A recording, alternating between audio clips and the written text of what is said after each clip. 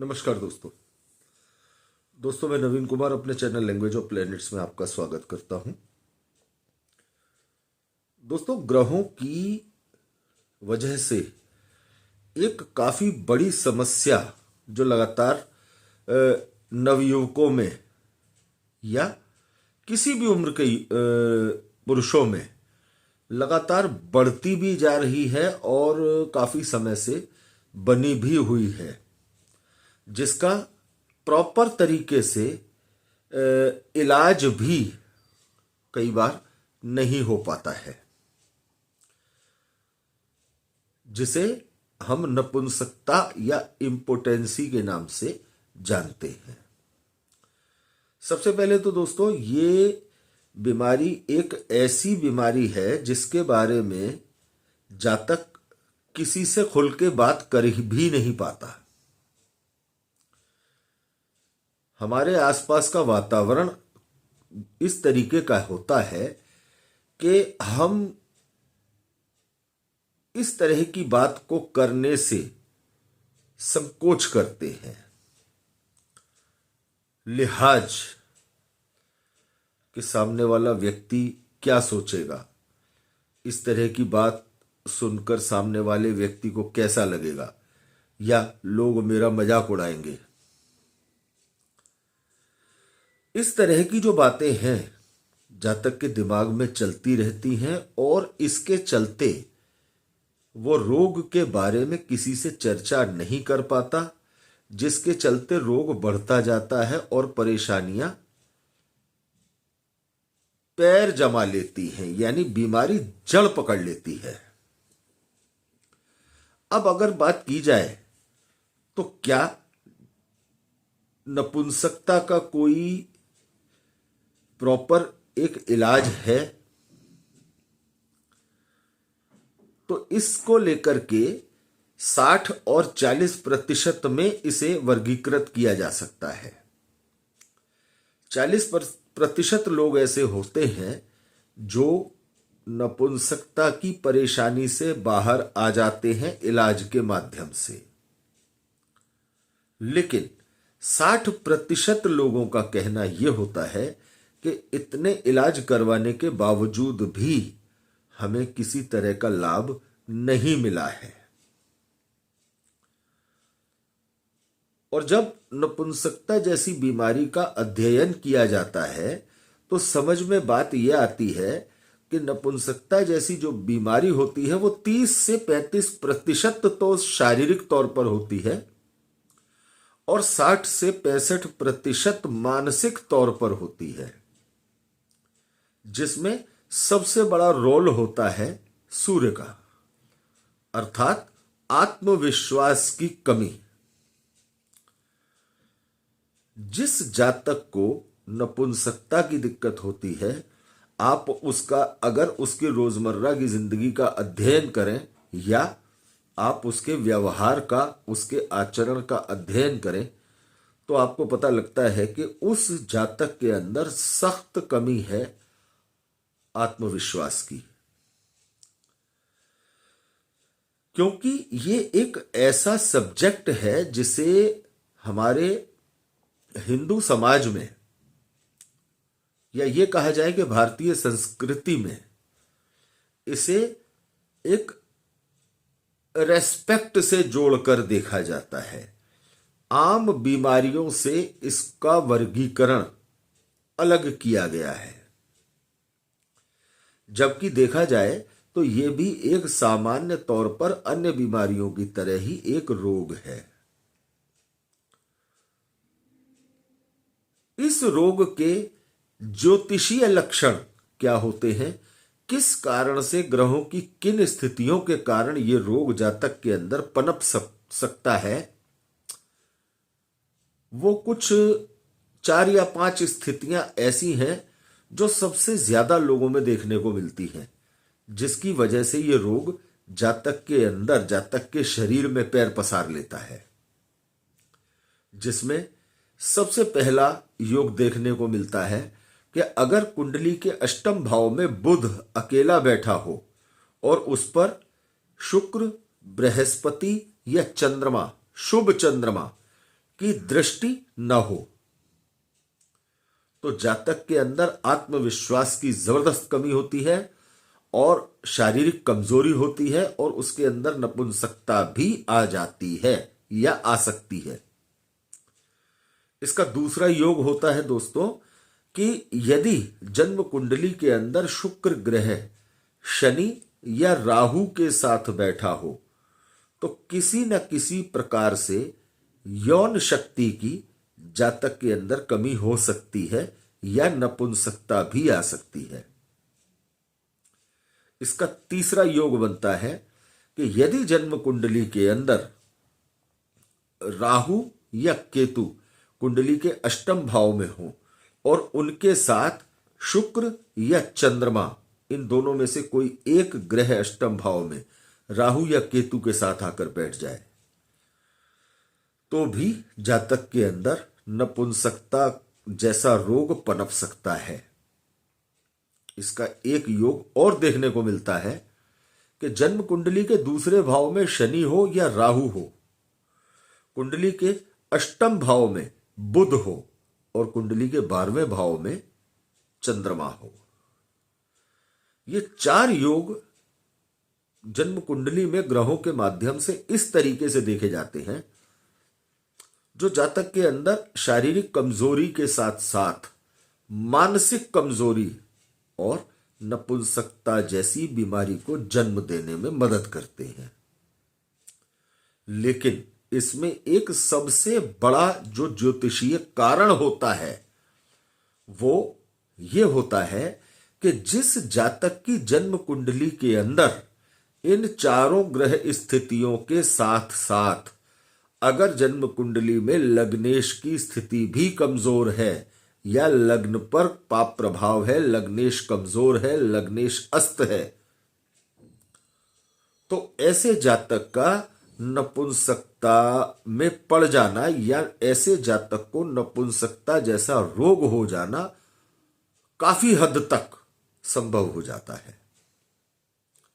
अन्यथा यदि लग्नेश मजबूत होता है तो इन ग्रह स्थितियों के होते हुए भी मजबूत लग्नेश की स्थिति के चलते जातक इस ग्रह स्थिति के चलते जो परेशानी पैदा हो रही है यौन समस्या को लेकर या हल्की फुल्की नपुंसकता को लेकर, जातक उसे कवर अप कर जाता है। अब अगर नपुंसकता की हम बात करें तो नपुंसकता के लिए शनि, बुध और केतु ये 3 ग्रह जिम्मेदार माने जाते हैं। अब दोस्तों बात ये होती है कि ये जो नपुंसकता जैसा रोग है, चाहे तो वो संतान उत्पन्न करने में अक्षमता हो, किसी युवक के अंदर शुक्राणुओं की कमी हो और वो संतान उत्पन्न न कर सकता हो, या अपने पार्टनर को शारीरिक रूप से संतुष्टि न प्रदान कर सकता हो। यदि इस तरह की कोई परेशानी है तो इसका सीधा संबंध कुंडली में शुक्र ग्रह के साथ होता है। यदि जातक की जन्म कुंडली के अंदर शुक्र ग्रह दूषित है, कमजोर है, पाप पीड़ित है और साथ में ये ग्रह स्थितियां बनी हुई हैं जो हमने आपको अभी बताई हैं, साथ में लग्नेश कमजोर है, तो निश्चित तौर से जातक को नपुंसकता जैसा रोग हो सकता है, क्योंकि इन ग्रह स्थितियों के चलते जातक के मनोबल में गिरावट आती है, आत्मविश्वास में कमी आती है और शारीरिक रूप से जातक कमजोर होता चला जाता है। अब अक्सर लोग इन स्थितियों को लेकर चुपचाप किसी डॉक्टर की सलाह लेते हैं, इलाज करवाते हैं। इस तरीके से इलाज करवाते हैं कि किसी को कानो कान पता भी ना चले और इलाज होता रहे। काफी लोगों को लाभ मिल जाता है, लेकिन काफी लोगों को लाभ नहीं मिलता। अब इसके पीछे कारण क्या हो सकता है? भाई डॉक्टर एक ही है जो सबका इलाज कर रहा है, बहुत से लोगों को फायदा मिला और आपको नहीं मिला। इसके पीछे का कारण यह हो सकता है कि आपका लग्नेश जो कुंडली के अंदर बैठा है वो आपको सपोर्ट नहीं कर रहा है। तो ऐसी स्थिति में जातक को अपने लग्नेश को मजबूत करने के उपाय प्लस शुक्र को मजबूत करने के उपाय जातक को तुरंत शुरू करने चाहिए। इसी बीमारी को लेकर हमने दोस्तों कई बार एक विशेष प्रयोग करके देखा जिसमें हमें उम्मीद से बढ़कर सफलता मिली। जिन जातकों को नपुंसकता जैसी किसी भी तरह की या किसी भी श्रेणी की नपुंसकता है, ऐसे जातक को अपनी जन्म कुंडली के अनुसार शुक्र रुद्राक्ष कवच बनवाकर गले में धारण करना चाहिए। दूसरा उपाय, ऐसे जातक को रात को अपने कमरे में सोने से 10 मिनट पहले एक अच्छे रूम स्प्रे का या एक अच्छे परफ्यूम का इस्तेमाल करना चाहिए। तीसरा उपाय, भगवान शंकर की सेवा पूजा रोज सुबह स्नान के बाद जरूर करनी चाहिए, जिससे कि पाप प्रभाव नियंत्रण में रहे, पाप ग्रह नियंत्रण में रहे। चौथा उपाय, प्रत्येक शुक्रवार देवी मंदिर में आप खीर का प्रसाद लगा सकते हैं। प्रसाद लगाने के बाद आप छोटी छोटी कन्याओं को खीर का प्रसाद बांट सकते हैं। यदि आप खीर का प्रसाद नहीं लगा सकते या आपकी क्षमता नहीं है महंगा खर्चा करने की या इतना खर्चा करने की जो इससे खीर बनाई जा सके, तो आप मिश्री का प्रसाद लगा सकते हैं। उस मिश्री के प्रसाद को आप छोटी छोटी कन्याओं में बांट सकते हैं। दोस्तों, ये 4 उपाय वो उपाय हैं जिनके कारण लगभग 75 से 80% शरीर में बढ़ती हुई नपुंसकता पर नियंत्रण पाया जा सका है। इसके साथ एक उपाय आपके लिए और कारगर है। वो कारगर उपाय ये है कि यदि जन्म कुंडली के अंदर सूर्य अशुभ स्थानों का स्वामी न हो, तो आप सूर्य को जल चढ़ाएं। सुबह तांबे के लोटे से सूर्य को जल दें। अपने आत्मविश्वास को मजबूत करने के उपाय करें। आधी से ज्यादा नपुंसकता या नपुंसकता जैसा कोई भी लक्षण तभी दूर हो जाता है जब आपका आपके ऊपर आत्मविश्वास वापस आने लगता है कि मैं सब कुछ कर सकता हूं, मुझ में कोई कमी नहीं है। बहुत से लोग विवाह करने से डरते हैं कि पता नहीं मैं अपने पार्टनर को संतुष्ट कर सकूंगा या नहीं कर सकूंगा। कई केस इस तरह के देखे हमने जिन्हें इस बात का वहम है। उल्टी सीधी वीडियोस देख करके उन्हें इस तरह के वहम उत्पन्न हो जाते हैं। दोस्तों, इन सब घटिया वीडियोस से बचने की आवश्यकता है। जिंदगी की वास्तविकता को समझने की जरूरत है। आपका मनोबल आप कायम रखें। किसी चिकित्सक से, किसी योग्य विशेषज्ञ से इसका इलाज करवाएं। साथ में शुक्र रुद्राक्ष कवच अपनी जन्म कुंडली के अनुसार बनवाकर अपने गले में धारण करें। जो उपाय हमने इसके साथ बताए हैं उन उपायों को करें और सुबह नहाने के बाद महालक्ष्मी की आरती करें।